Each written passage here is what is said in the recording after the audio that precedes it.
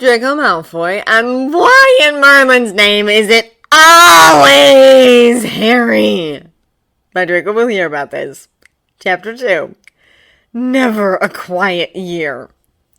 Draco had to wait until the next morning to find out what their abrupt departure from the World Cup site was about.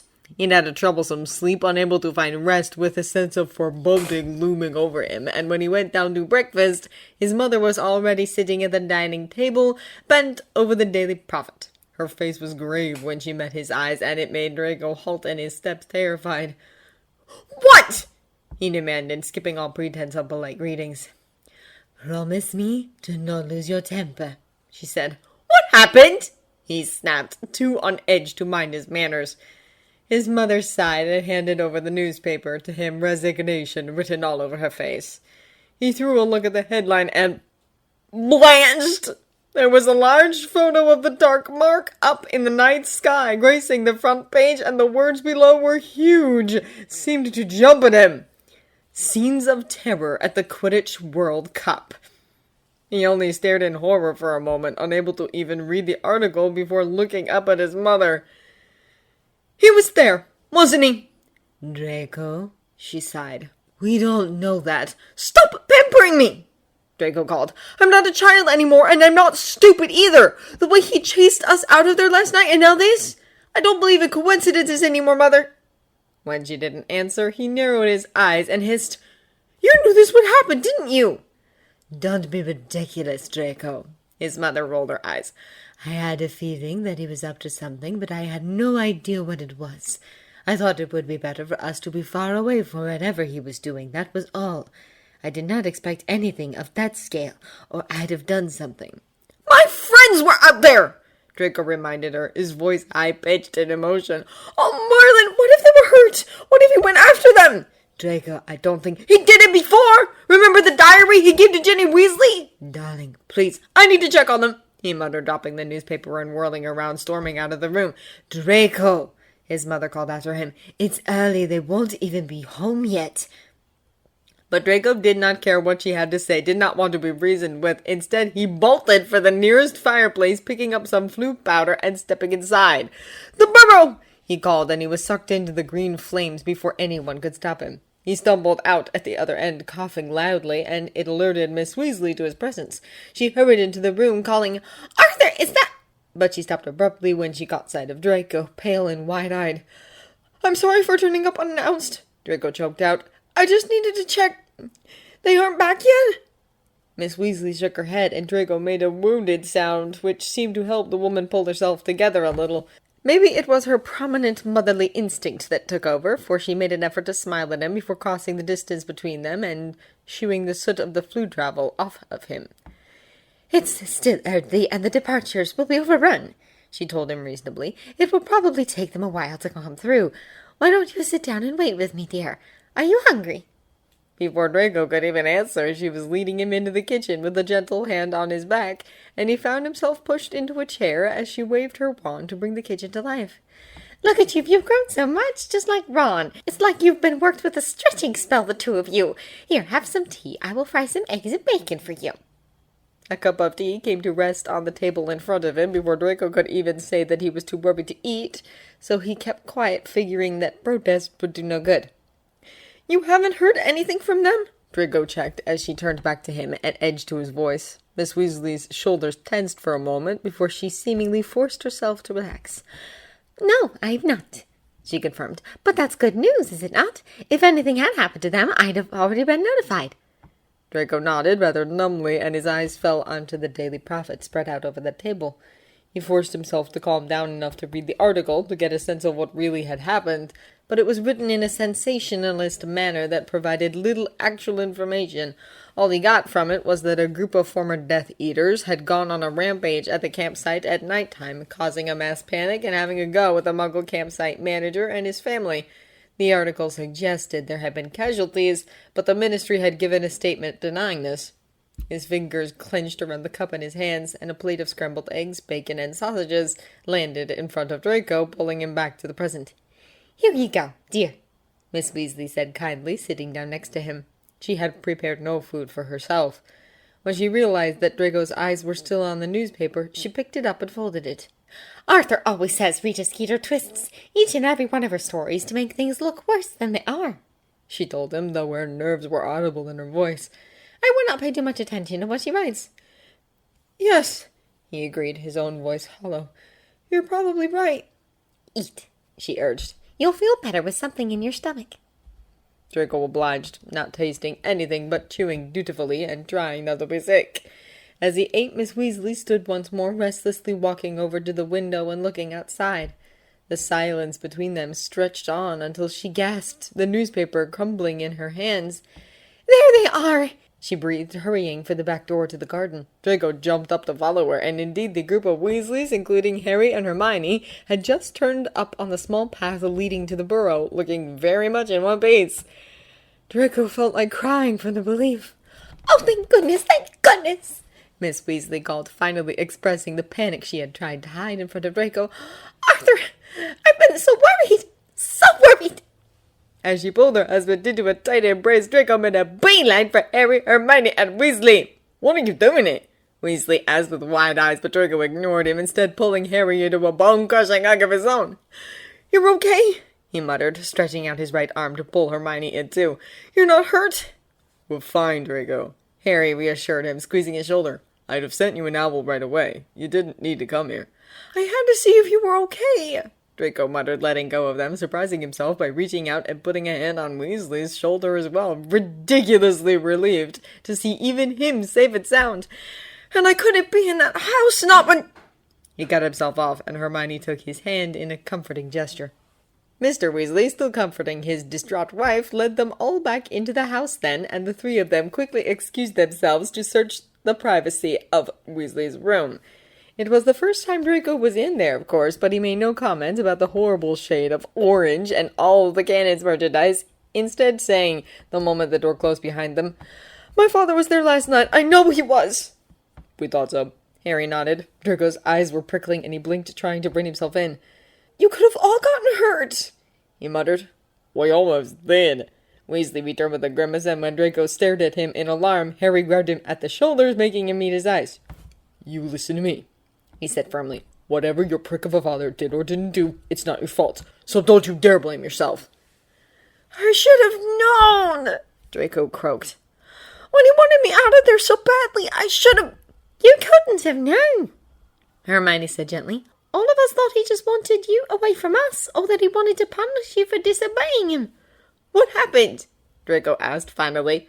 The three of them exchanged a look, and Harry manhandled Draco into taking a seat on Weasley's bed before starting to explain. Draco was quiet throughout their joined recount of the story, just listening in pure horror as they described the havoc the Death Eater troop caused, the run-in they'd had with whoever had conjured the Dark Mark, and how Winky, Mr. Carter's house elf, had been blamed and sacked for the whole incident. Harry then proceeded to tell them that his scar had been hurting last Sunday upon waking from a dream about the Dark Lord and Pettigrew. I can't remember all of it now, he explained haltingly, a deep frown on his face. But they were plotting to kill... someone. Draco was aware of the deliberate pause Harry had made before the last word, and was about to ask who they'd wanted to murder, but Weasley spoke first in a tone of blind optimism Draco associated with them. But it was just a dream. Just a nightmare. Yeah, but was it though? Harry asked. It's weird, isn't it? My scar hurts, and 3 days later the Death Eaters are on the march and Voldemort's signs up in the sky again. He ignored Weasley when he complained about Harry's use of the Dark Lord's name and continued, I remember what Professor Trelawney said at the end of last year. Hermione snorted at that. Oh, Harry, you aren't going to pay attention to anything that old Franz says. You weren't there. Harry snapped, immediately defensive. You didn't hear her. This time was different. I told you she fell into some kind of trance. A real one.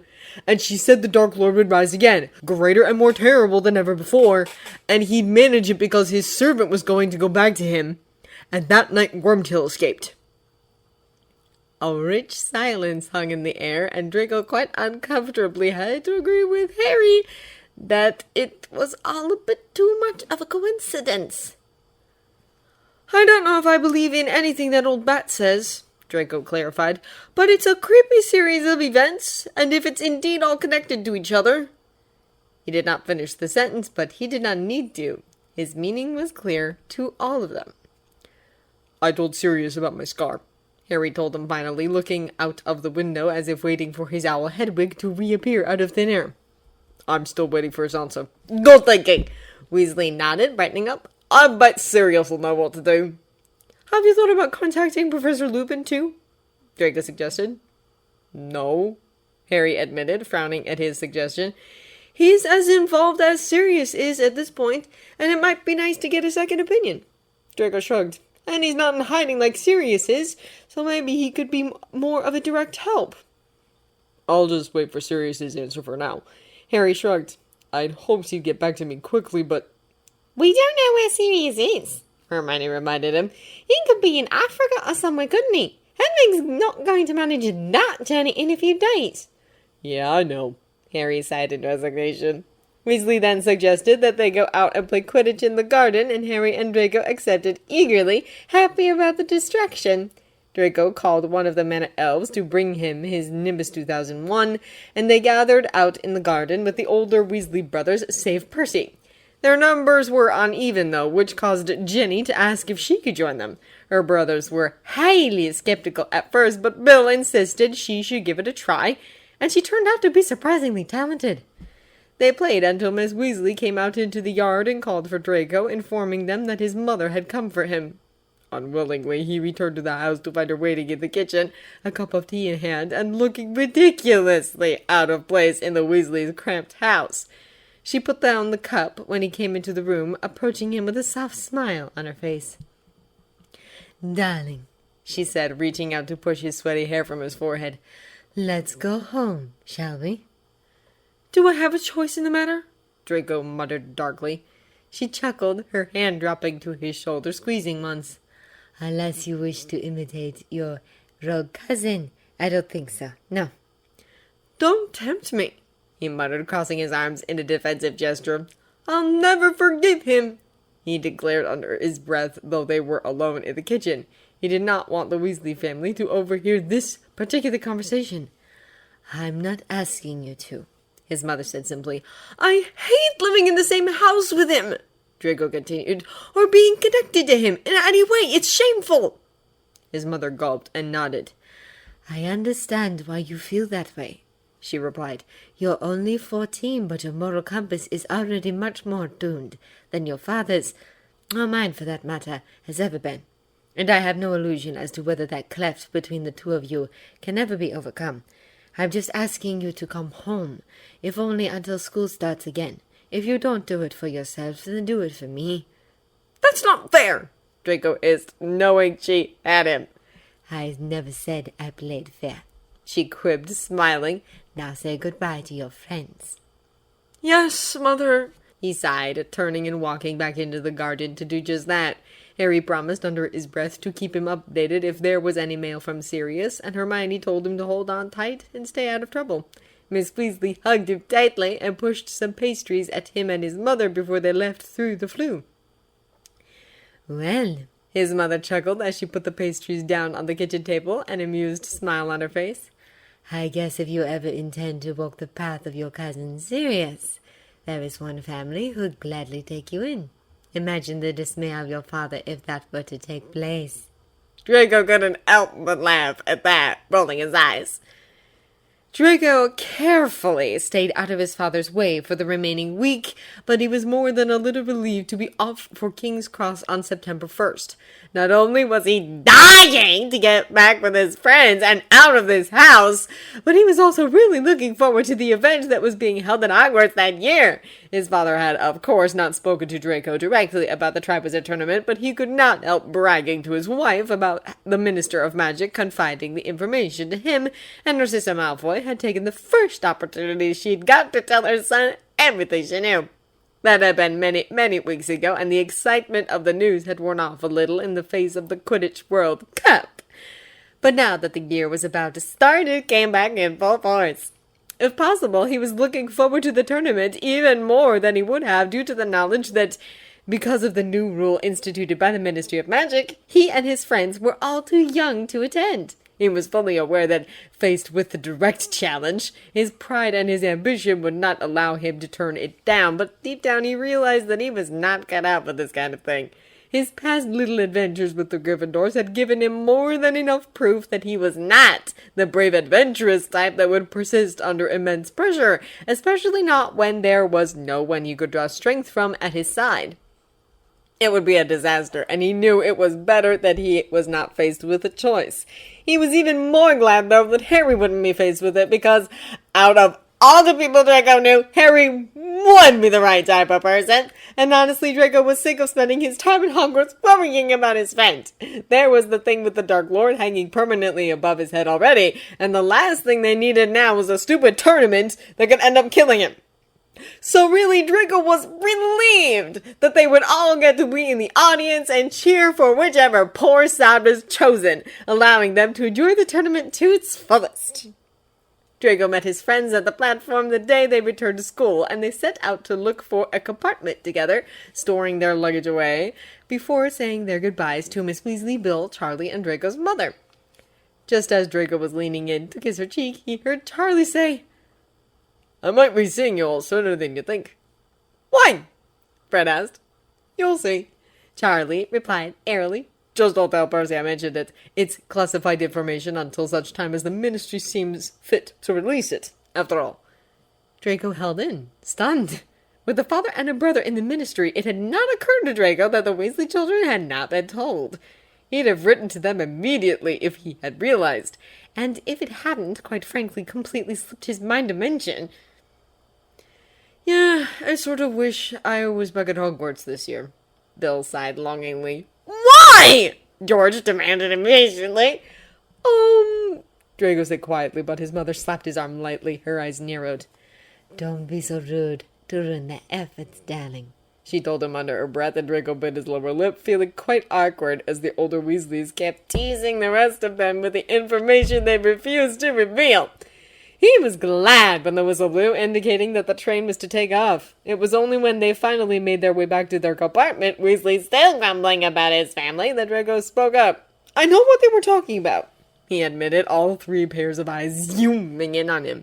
"If I had realized you didn't know, I'd have said something earlier. I'm sorry." "What is it?" Weasley demanded eagerly, almost slipping off his seat in eagerness to lean over to Draco, as if he'd missed the information from his position across from him. "What's happening at Hogwarts?" "They're bringing back the Triwizard Tournament," Draco explained, smirking as he took in their reactions. Weasley let out a gasp, gaping at him in shock, and Hermione's eyes widened both in understanding and awe. Harry, on the other hand, just frowned at him, obviously clueless. "You're kidding!" Weasley called incredulously. "What is the Triwizard Tournament?" Harry asked. "It's a tournament between 3 wizarding schools," Hermione said, looking at Draco curiously. "I've read mentions of it in Hogwarts history, but I thought it was discontinued." "It was," Draco nodded.